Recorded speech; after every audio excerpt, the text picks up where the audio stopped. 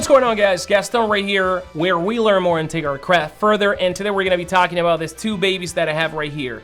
These are the Ronin-SC and the Zhiyun Crane M2. Now, these are some of the latest gimbals. They're super small, super light. So before we start the review, let's actually learn a little bit about the specs of each gimbal. The Zhiyun Crane M2 was released on July 22nd, 2019. It weighs about 1.1 pound, 500 grams. The payload of the gimbal is 1.58 pounds, which it equals to 720 grams. The dimension of the gimbal is 267 by 69 by 138 millimeters, and the price of this gimbal is $269. Now, the DJI Ronin-SC was released on July 17, 2019. It weighs 2.4 pounds, which it equals to 1,090 grams.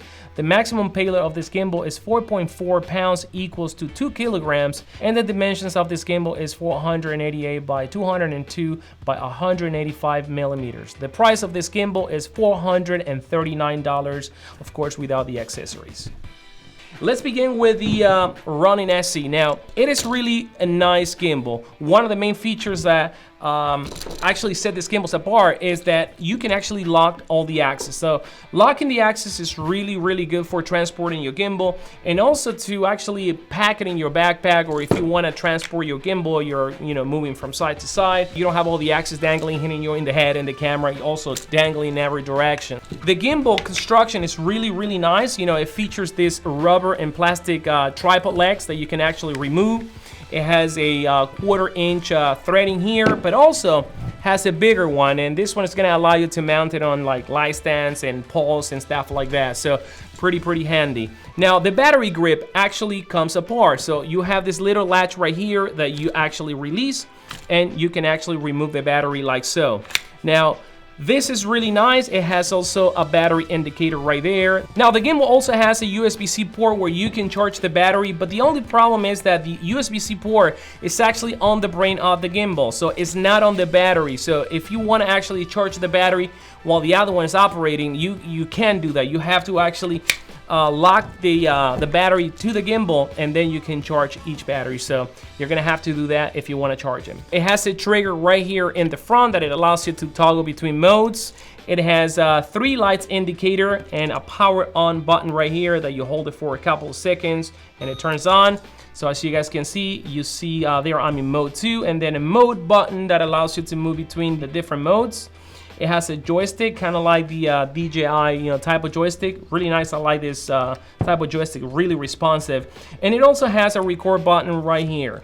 It also features a USB-C right here in this axis, and this is going to allow you to connect a cable to your camera, so you can actually start and stop your recording with this button right here. The main feature is the axis that can be locked. To me, that is a really important feature, and I wish all the gimbals that I bought before had it. In this gimbal, you have one switch for every single motor and axis, so you can actually lock them independently. Locking the axis independently, that's going to be really good for actually balancing your camera, and that's what we're going to do right now. I am going to actually disengage this one right here, flip it 90 degrees. Now I'm gonna lock it again, and now I am going to release this one right here. As you guys can see, we have that plate right here, the mounting plate, but I have actually connected an Arca Swiss mount. And the reason why I do that is because sometimes, between shoots, I wanna use different cameras. Now, all my cameras have the Peak Design Arca Swiss. This is gonna make it really simple to actually engage your camera with a tripod like so. All right, so now you guys can see my camera is actually tipping over, and we're gonna have to make some adjustments. So the first adjustment that we're gonna do is we're gonna try to slide the bracket backward. You have a little lever right here that you can release, but once you release this lever, the bracket is gonna move in 2 directions. It's gonna move like this, and it's gonna move like this. So you have to be really careful, because you can actually throw off the entire balancing of the gimbal. Right now, I am going to balance it like so. That seems to be fine. We're gonna secure it, but we don't know if actually we got it right until we unlock this other axis. The gimbal is tipping over in this direction. So I'm gonna slide the bracket in this direction. So sliding the bracket a little bit more, and it has kind of like a ratcheting system, which is pretty cool. Now, having an Arca Swiss mount allows you to do micro adjustment. Open my Arca Swiss, slide the camera forward a tiny bit, and I think now I got it perfectly fine. Disengage this one right here, and voila, our camera is completely stable. It takes a couple of minutes, super simple. So operating this gimbal is super simple. Setting up the camera is super simple. So now let's actually take a look at the Zhiyun M2.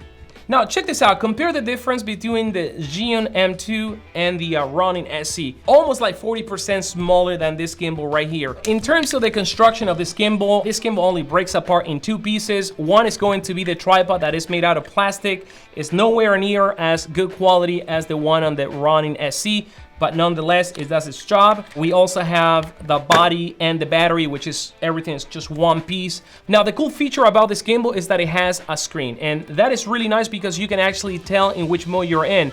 Whereas on the Ronin-SC, you only have 3 lights you have to remember, and a lot of the times I find myself having to power on the gimbal and trigger or cycle through the different modes to actually remember the modes. This one, it tells you right there, is in follow mode, the F right there, so you can't miss it. It also has a record button right here. It has a mode button right here that allows you to toggle between the modes. You have kind of like this button joystick. The power on button is actually a slider that you gotta slide it up for a couple of seconds to power on and off. And you also have on the side the menu button. Right here you have one of those rocker zoom switches, which are really nice, and you have a USB-C port right here. Now both gimbals, you can actually charge the gimbal as you're operating the gimbal.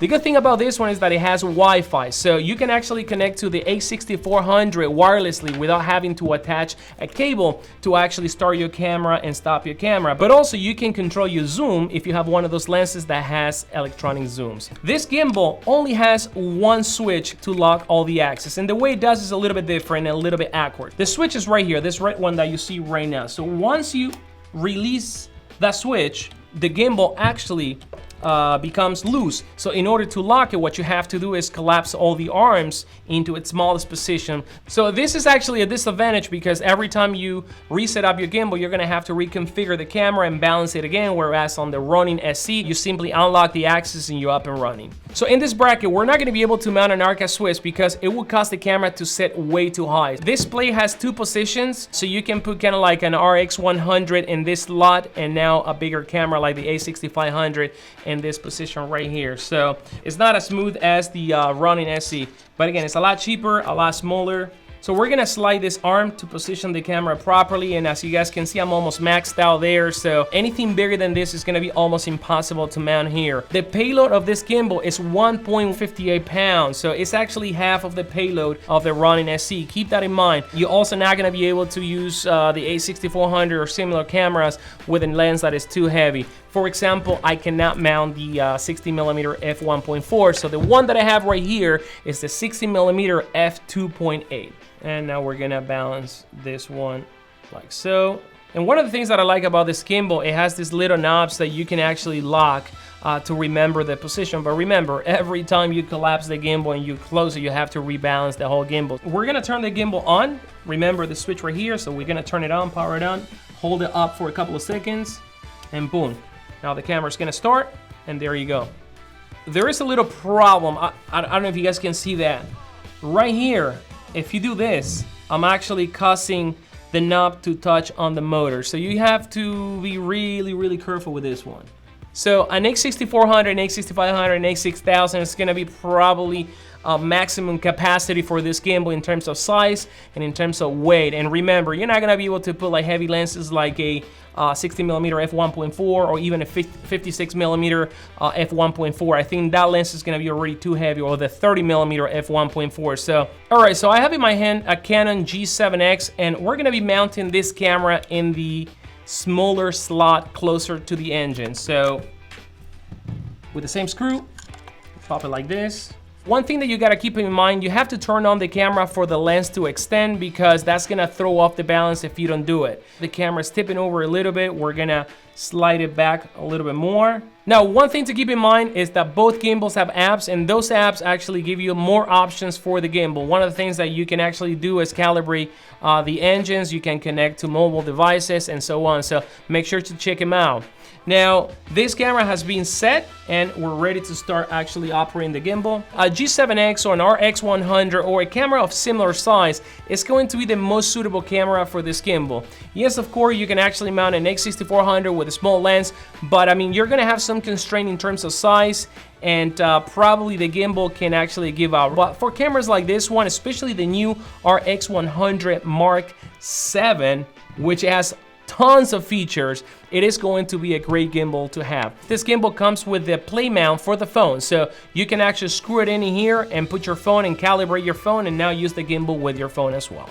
All right, so let's wrap it up. This is going to conclude the part 1 of this review. The next review is going to be actually with footage, testing both gimbals in the real world. The Zhiyun Crane M2 is actually a really good gimbal. It's a gimbal that I would not be using with a camera like this one that often, or with heavy lenses. Most likely, I'm gonna be actually putting a camera like a G7X or an RX100 type of camera. For most situations, that's everything that you may wanna pack. I also like the fact that this gimbal has a tiny screen that allows me to see the modes. I like the fact that it's small and that it's very light. It's actually the lightest of both gimbals. However, it's actually powerful. You know, if you don't overload it, you're gonna get steady footage. Now, regarding the Ronin-SC, this is a gimbal that I'll be using a bigger camera, like an APS-C sensor type of camera, or even a full frame camera. It is really light, a lot lighter than the Ronin-S. It is very steady. The construction of this gimbal is really, really good. While both gimbals are super light and compact, definitely the Zhiyun Crane M2 is the smallest gimbal. So for myself, I wouldn't actually dare to use this gimbal with an A6400 type of camera unless I'm using the 20mm or the 16mm f2.8. Now this one can handle everything you throw at it. Last week I was actually out and about filming, and I took my A6400 in this gimbal as my main A camera, and also I brought this tiny gimbal and put my G7X as my B camera. Alright guys, so this concludes the part 1 of this review. Make sure to check out part 2. I'm going to be putting cameras on both gimbals and showing you guys the footage. So as always, let me know what you think. Drop your comments down below. Subscribe to the channel if you haven't done so. And don't forget to hit that notification button. Alright guys, so thank you, and I'll see you again. Take care.